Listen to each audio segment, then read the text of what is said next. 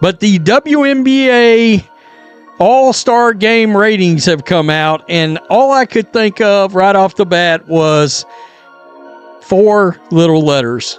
F-A-F-O. F around and find out. You bleep around and find out what this league looks like without Caitlin Clark being involved in your biggest events. They said the playoffs would survive without Caitlin Clark. Sure, and Titanic was just fine after hitting the iceberg. The moment she was out, ratings didn't dip, they went cliff diving without a parachute. Fans scattered faster than free pizza in a college dorm. And now the league is looking around like someone turned off the lights. If this is fine, I cannot wait to see what bad looks like.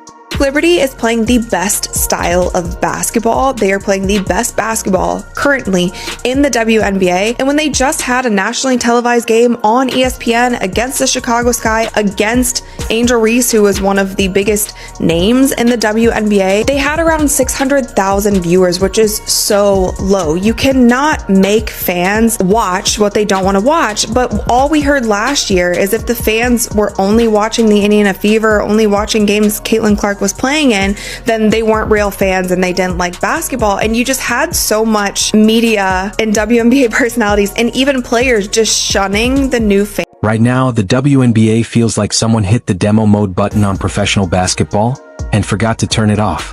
We're talking prime time, supposedly high-stakes playoff games that feel about as electrifying as beige paint drying in slow motion under bad lighting.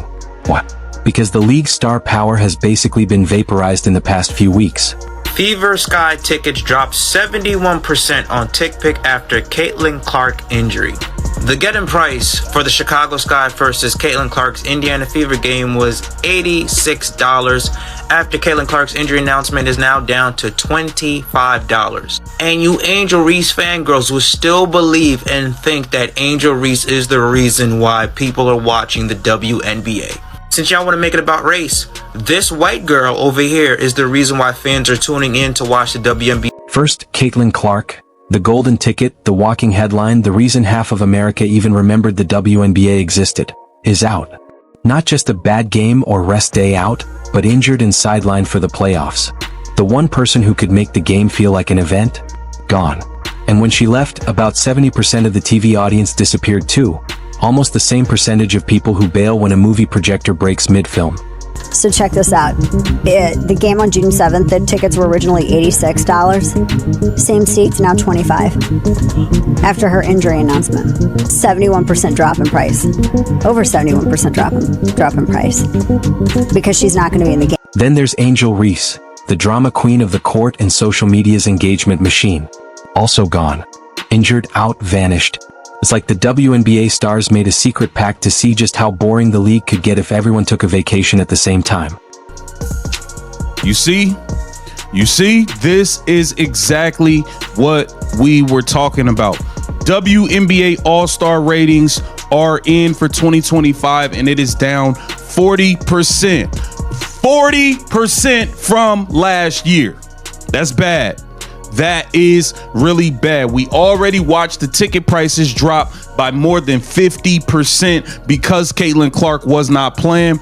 This is bad news for the WNBA. As if the basketball gods were on a personal roast, Sydney Carlson? Gone. Ari McDonald? Gone. And for the cherry on top of this train wreck Sunday, Lexi Hall just went down too. And this isn't just bad luck, it's referee-induced destruction. Seriously, the refs have been so questionable lately that if they worked anywhere else, HR would have escorted them out with a cardboard box by now. Hall's injury? Feels like the league equivalent of a waiter spilling soup in your lap and then charging you for a refill. If you consult the graph that I've just posted here, you'll see that nobody is watching the WNBA. That's the reason why the WNBA isn't making... Oh, sorry, I missed a few of them. So this is the reason why the WNBA isn't making any money, and they're not getting paid. It gets worse. The injuries aren't just bad, they're catastrophic. Every game now feels less like a competition and more like a survival challenge. Who will make it through the night without a torn ligament? And the replacements? Forget attention. They couldn't draw eyes even next to a live feed of grass growing. The TV audience didn't just dip, it evaporated. Empty seats, empty arenas, empty vibes. You can practically hear the basketball bouncing alone because the crowd is that thin. This is sports entertainment, and the entertainment just got ripped out like a cheap battery from a dollar store remote. Right now, the WNBA is basically selling front row concert tickets after firing the headliner and replacing them with the sound guy humming into a mic. Given Clark's unprecedented star power, her being confined to the Fever's Gamebridge Fieldhouse sidelines was always going to impact ratings, and she was actually there. It was her team. And the fans sent a clear message. The referees this season? A disaster. It's like they downloaded the rules from Wikipedia 5 minutes before tip-off. Half the time they blow the whistle and no one, including them, has any idea why. The other half. Dangerous plays get waved off like it's just a casual scrimmage. No wonder athletes are ending up sidelined. The league might as well start tracking ref-induced injuries on the stat sheet. The bigger problem? Without its top stars, the WNBA's biggest draw is basically, come watch the backups try their best while we pray nobody else blows a knee. And yeah, that's not going to cut it. Here's the kicker. This isn't bad luck. It's systemic. When your product relies so heavily on a handful of stars, you've got a problem. The WNBA has been milking Clark, Reese, and a few others for ratings, and now that they're gone, the whole operation collapsed like a tent with no poles. The person who really should get all the blame is Kathy Engelberg. Yes, this is Kathy Engelberg's doing. You know why? Because she has incompetent referees. What's left? Games that feel like preseason scrimmages stretched across national broadcasts. Fans tune in expecting fireworks and get sparklers in a windstorm. The WNBA right now is basically going to Disneyland only to find out Space Mountain is closed, Mickey called in sick, and the churro stand ran out of sugar. Brutal. And this isn't just a short-term issue. If the league doesn't figure out how to keep fans engaged without relying on the same 3 names, they're toast. Here's the cold, hard truth. Injuries happen in sports. But in the NBA, the league still rolls because they've built layers of storylines, rivalries, and stars to carry the show. The WNBA?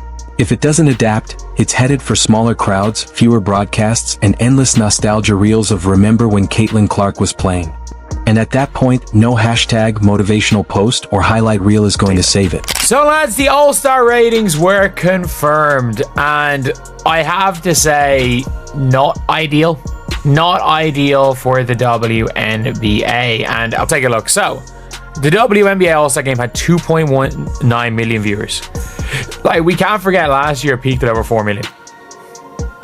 This, in fact, is less viewership than an average Caitlin Clark game.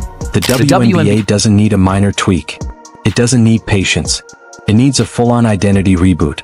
Protect the stars. Develop more stars. Fix the officiating so players aren't limping off like extras in an action movie. And for the love of basketball, stop pretending losing half your headline acts isn't a massive problem. Here's the brutal reality. Right now, the league is basically a half-eaten sandwich sitting in the fridge. Technically still there, but no one's excited about it. The WNBA is running on something that barely qualifies as competitive juice. More like lukewarm tap water in a Gatorade bottle. With the marquee names gone, games feel like a weird limbo. Can't tell if it's a postseason matchup or a Tuesday night YMCA scrimmage. You can feel it in the arena. Fewer jerseys in the stands. Shorter concession lines.